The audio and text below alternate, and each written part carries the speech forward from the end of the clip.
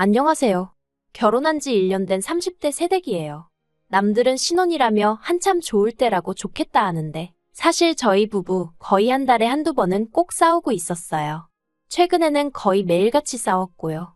하지만 결혼한 지 얼마 되지도 않은 상황에서 친정부모님 걱정시키는 게 싫어서 한 번을 속 시원히 말을 못했어요. 남편과는 지인의 소개로 만났습니다.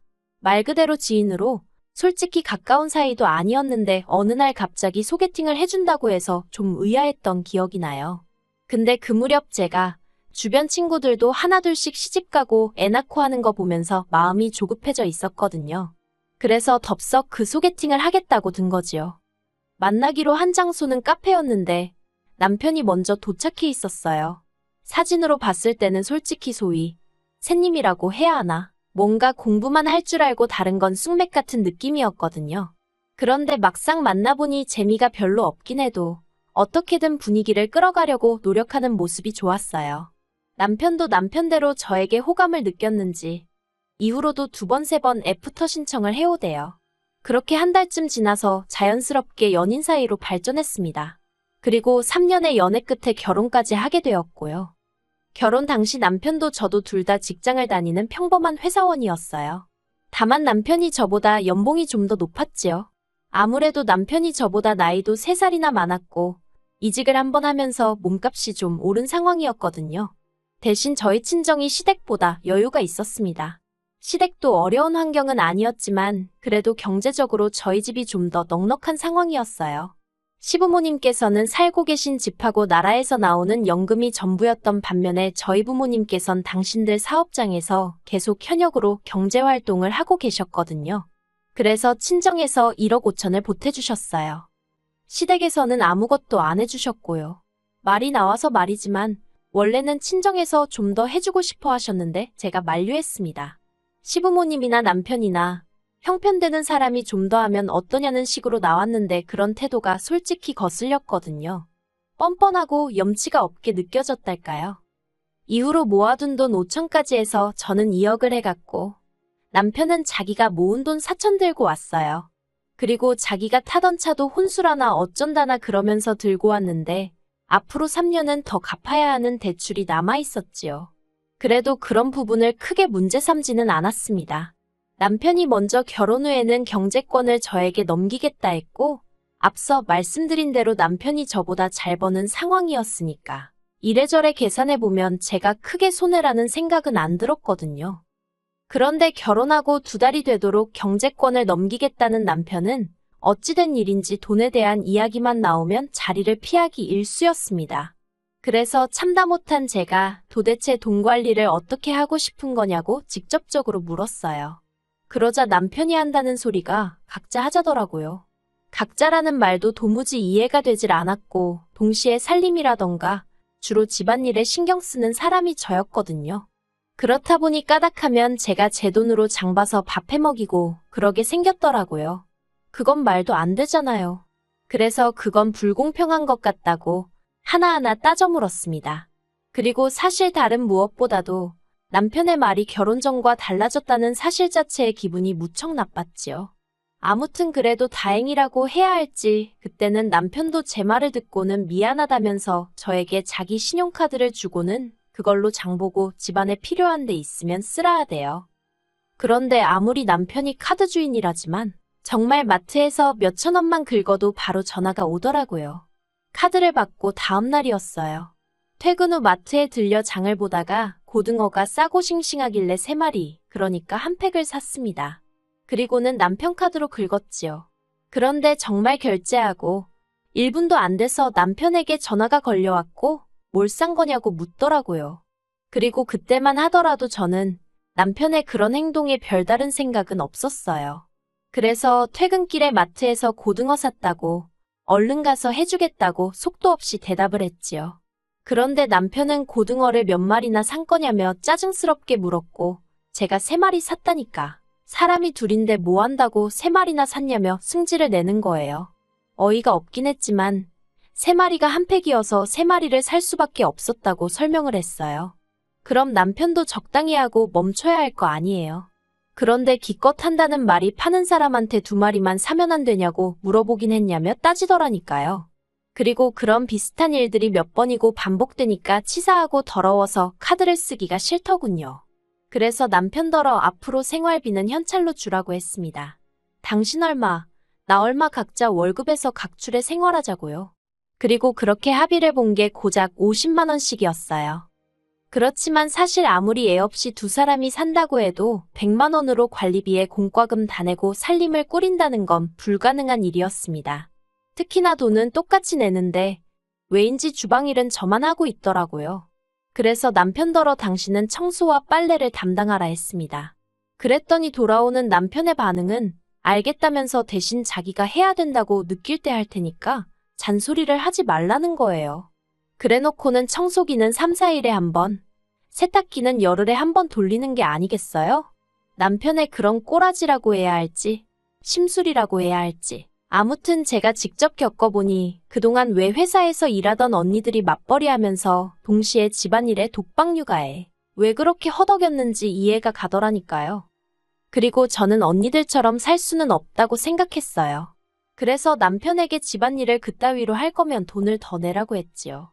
그러자 남편이 자기는 불편한 게 하나도 없다면서 제가 예민하다는 식으로 몰아가는 거예요. 그래서 저도 주방일을 손에서 놔버렸습니다. 공용생활비로 장은 받아두었지요. 쌀 사다 놓고 반찬 사다 놓고 그리고는 말 그대로 알아서 챙겨 먹던지 말던지 마음대로 하라고 내버려뒀습니다. 식사를 차리게 되더라도 딱 1인분? 제목만 해서 먹었어요. 그리고 그렇게 지낸 지 3주쯤 되던 차에 생각지도 못한 일이 벌어졌습니다. 솔직히 남편이나 저나 둘 다 성인이고 결혼한 상황에서 일어난 일인 만큼 저희 둘이서 해결해야 한다고 생각했어요. 그런데 세상에 남편이 어머님한테 이야기를 했더군요. 그것도 자기가 한 짓거리는 이런 방구도 없이 제가 생활비를 받았으면서 살림엔 손끝 하나 대지 않는다는 식으로요.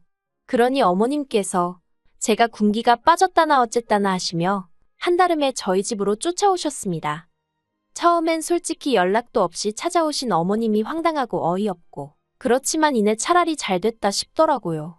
그래서 저도 어머님을 붙들고 그동안 쌓아뒀던 억울하고 답답한 마음을 속사포처럼 쏟아냈습니다. 그리고 저는 솔직히 어쨌든 어머님이 어른으로서 그리고 같은 여자로서 어느 정도 상황을 정리해 주실 줄 알았어요. 어머님은 평생 전업을 하셨으니 제가 느끼는 서러움도 어느 정도는 공감해 주실 줄 알았고요. 하지만 이게 웬걸요. 어머님께서는 제 이야기를 다 들으시고도 그래도 여자가 살림을 해야 하는 게 맞답니다. 생활비는 옛날에야 남자들이 외벌이를 했으니 그렇지만 요새는 같이 잘 버는데 왜 남편한테만 부담을 주냐 하시면서요. 이중자 때 내로남불이 이런 건가 싶어서 웃기지도 않더라니까요. 결국 저와 남편은 갈등의 골을 좁히지 못했습니다. 남편은 선심 쓰듯 자기가 생활비를 80만 원 낼 테니 저더러 이참에 주방일은 물론이고 청소와 빨래까지 도맡으라 했어요. 그게 마치 엄청난 배려인 듯 말이에요. 하지만 제가 막말로 30만 원이 아쉬워서 그 고생을 하겠어요?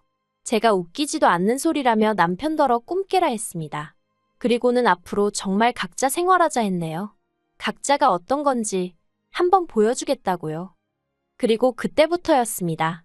남편은 마치 저 보란 듯 하루가 멀다 하고 쇼핑을 해대더군요. 매일같이 세상 쓸모없어 보이는 장난감들을 사나르고 신발도 몇 켤레씩 사다 놓고요. 저 사람이 나랑 아이를 낳고 미래를 그려갈 생각이 있는 건가 싶을 정도로 앞뒤 가리지 않고 돈을 써대는 눈치였다니까요. 게다가 제가 식사를 챙겨주지 않았더니 매일 밤마다 배달음식에 3, 4만 원씩 쓰는 것도 예산일이었지요. 그리고 무엇보다도 저와는 말 한마디 상의도 없이 남편이 그동안 어머님 아버님께 한 달에 50만 원씩 따로 용돈을 드리고 있었더라고요. 자식이 부모한테 용돈 당연히 드릴 수 있어요. 하지만 결혼 초 제가 먼저 양쪽 집에 30만 원씩 해드리자고 했을 때 장인 장모님은 돈도 많은데 꼭 우리가 챙겨드려야 되는 거냐며 얼마나 툴툴거렸는지 모릅니다. 그래서 결국 유야무야 없던 일이 되었고요. 그런데 정작 남편은 저 몰래 어머님 아버님께 그렇게 큰돈을 드리고 있었다니 정말 그나마 있던 정도 뚝뚝 떨어지고 한마디로 배신감이 들었어요. 그리고 그런 남편으로 인해 결혼을 내가 왜 했을까 하는 회의감을 느끼던 무렵이었습니다. 어머님이 소화가 잘 안 된다며 병원에 가셨는데 그곳에서 충격적인 이야기를 듣고 오셨더군요. 어머님 간이 다 망가졌다고요. 그리고 그렇게 어머님의 간이 망가지게 된 데에는 남편이 저 몰래 사들인 영양제가 한몫했지요. 어머님 말씀으로는 저희 남편이 영양제를 사다 주면서 하루도 빠지지 말고 먹으라고 했대요. 그런데 초기에 몇 번 먹으니까 영속이 좋지 않더랍니다. 그래서 남편더러 환불을 받아오라 하니 쪽팔리게 무슨 환불이냐며 그리고 믿고 먹어야 효과가 있는 거라고 어머님더러 그냥 드시라고 했다대요. 어머님은 잘난 당신 아들이 그러라 하니 속에서 안 받는데도 그냥 꾹 참고 드셨답니다. 그리고 결국 그 영양제가 어머님 간을 다 망가뜨린 거였고요. 병원에서는 당장 간 이식을 해야 한다 했고 그때부터 시댁의 병원비가 하염없이 들어가게 됐던 모양이에요. 참고로 알고 보니 저희 어머님 아버님 그 연세에 도움이 될 만한 보험 하나 없으셨지요. 그리고 그제서야 남편이 저를 찾았습니다. 하루는 퇴근하고 집에 왔는데 제가 손대지 않으면 돼지우리 같던 집이 정말 개미파리가 미끄러질 만큼 반짝반짝 닦여있는 게 아니겠어요? 거기다가 남편이 김치찌개까지 끓여놓고 생각지도 못한 상황에 오죽하면 제가 소름이 다 끼쳤을까요? 남편이 실실 웃으면서 얘기 좀 하자길래 그럼 그렇지 무슨 꿍꿍이가 있구나 싶대요. 하지만 그런 티는 내지 않고 뭐냐고 물었습니다. 그러자 분위기를 잡으면서 제 손을 꼭 쥐고는 어머님 이야기를 꺼내는 거예요. 그럼 그렇지 보나마나 돈 이야기겠네 싶어서 아무런 말도 하지 않고 남편이 뭐라고 짓거리는지 듣기만 했어요. 남편이 말하기를 병원에서 어머님 병원비가 한 달에 못해도 400은 나올 것 같다고 하더래요. 나중에 간병인을 쓰면 돈은 더 늘어나고요. 그리고는 제 눈치를 쓱 보더니 돈도 그렇고 이참에 합가를 하면 어떻겠냐입니다. 저희 집에는 남는 방이 하나 있었는데 거기서 어머님 아버님을 모시면 아버님하고 저희까지 세 사람이니까 간병인은 안 써도 될 것 같다나요. 어이가 없어서 제가 싫다고 했어요. 갑자기 무슨 합가냐고 말도 안 되는 소리라고요. 그러자 남편이 자기도 이 집 살 때 4천만 원 보태지 않았냐면서 자기도 권리가 있답니다. 그래서 나는 2억을 들고 왔는데 4천 가지고 권리 어쩌고 하는 거 창피하지도 않냐고 무안을 줘버렸네요. 원래 돈 갖고 생색내는 거 아니라고 친정부모님께 귀에 딱지가 않도록 들어왔던지라 남편이 생활비 가지고 사람한테 창피를 주고 불쾌하게 만들 때도 내가 결혼할 때 얼마를 해왔네 그런 소리는 안 했었거든요. 그런데 남편이 너무 뻔뻔하니까 이런 사람한테는 직접적으로 알려주는 수밖에 없다 싶대요. 그래서 그냥 내질러버린 거지요. 그러자 남편이 한다는 소리가 부부 사이에 그런 걸 어떻게 다 따지면서 사냐는 거예요. 가정이란 울타리가 생겼으니 남편에게는 장인 장모가 제2의 부모이고 저에게는 어머님 아버님이 제2의 부모랍니다. 그러면서 부모가 아픈데 모른 척하는 자식이 어디 있냐고요. 그런데 제가 별다른 반응을 안 보였어요. 사실 처음엔 화도 내고 그랬지만 뒤로 갈수록 아예 별 반응을 보이지 않았지요.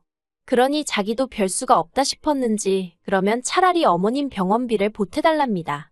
자기 혼자 감당하기엔 금액이 너무 크다면서 제 월급에서 100만 원씩만 보내달래요. 정말이지 합가 얘기보다 더 어이가 없더라니까요. 제가 남편더러 내가 왜 그래야 되냐고 물었어요. 그러자 남편이 기껏 하는 말이 우린 부부잖아 그러대요. 우리가 부부 맞냐고 받아쳤습니다. 와이프가 쓰는 돈이라면 10원짜리 하나에도 부들부들 떨던 사람 아니냐고. 그런데 이제 와서 부부 어쩌고 운운하는 거 창피하지도 않냐고요. 부부라는 게 원래 서로 힘든 시절도 같이 이겨내고 좋은 추억도 만들고 하면서 그 힘으로 같이 살아가야 하는데 당신과 내가 그런 기억이 있냐?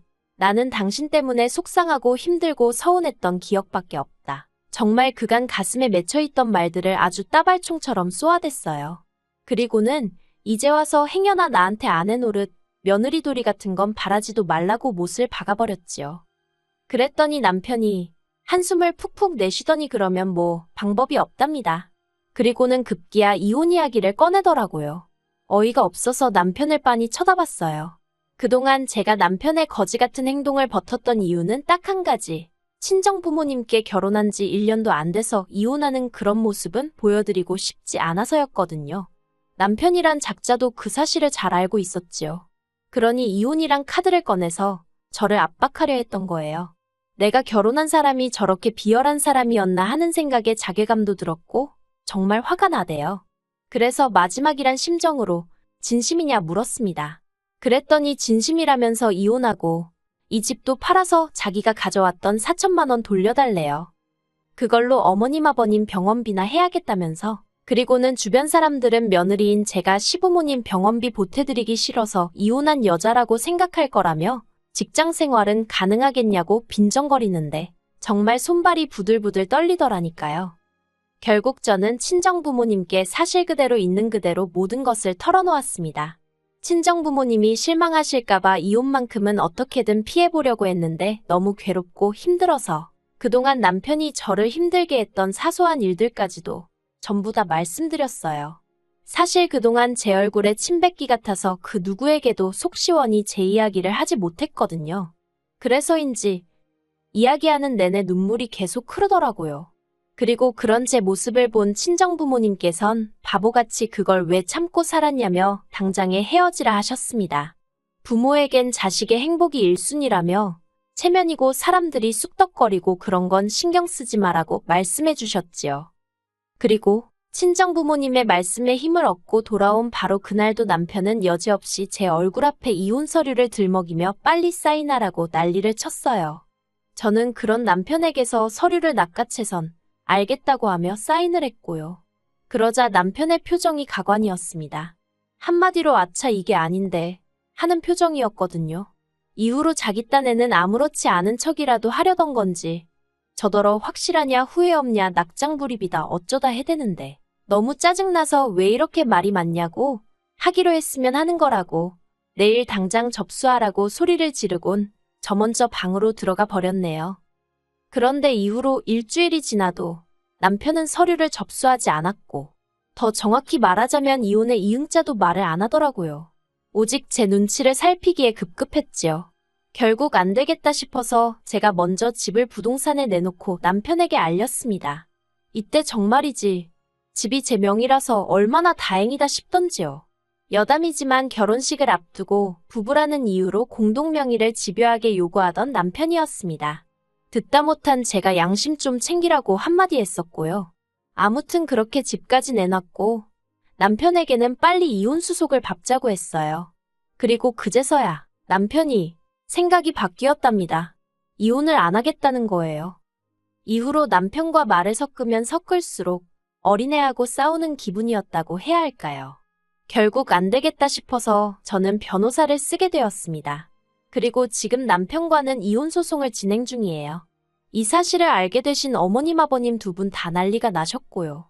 아버님은 도와달라고 한 적 없다, 병원비 안 줘도 된다 하시며 어떻게든 저희 두 사람의 이혼은 막으려 하고 계세요. 하지만 어머님은 저더러 세상에 시엠이 아픈데 이혼하자고 드는 며느리가 어딨냐면서 제가 당신 아들 인생 망쳐놨다고 나오지도 않는 눈물 쥐어짜내시며 제 탓을 하기에 바쁘시지요. 그리고 그런 어머님의 모습을 보고 있으니 정말 이혼해야겠다는 생각밖에 안 든답니다. 정말이지 할 수만 있다면 최선을 다해서 남편의 인생을 망쳐놔야겠다는 오기가 드는 지경이에요. 결혼 생활이 짧았던 만큼 위자료나 뭐 그런 건 기대도 없어요. 고약스러운 남편의 성격 덕분에 1년도 더 걸릴지도 모르겠고요. 하지만 지금은 어떻게든 남편과 완벽하게 남남이 되고 싶다는 마음뿐입니다. 저런 남편이랑 참고 살아봤자 지금이야 제가 제 힘으로 돈이나 벌지 애라도 낳고 직장이라도 관둬봐요. 돈 가지고 사람을 얼마나 들들 볶고 생색은 또 얼마나 내겠어요? 그런 푸대접을 받을 게 뻔한데 절대 같이 못 삽니다. 어머님께는 죄송한 마음이 아예 없는 건 아니에요. 가뜩이나 몸도 안 좋으신데 이런 일로 스트레스를 받게 되셨으니 하지만 어머님이 당신 아들 개차반으로 키워놓은 탓이니 너무 제 탓만 하진 않으시길 바랄 뿐입니다. 뿌린 대로 거두는 법이니까요.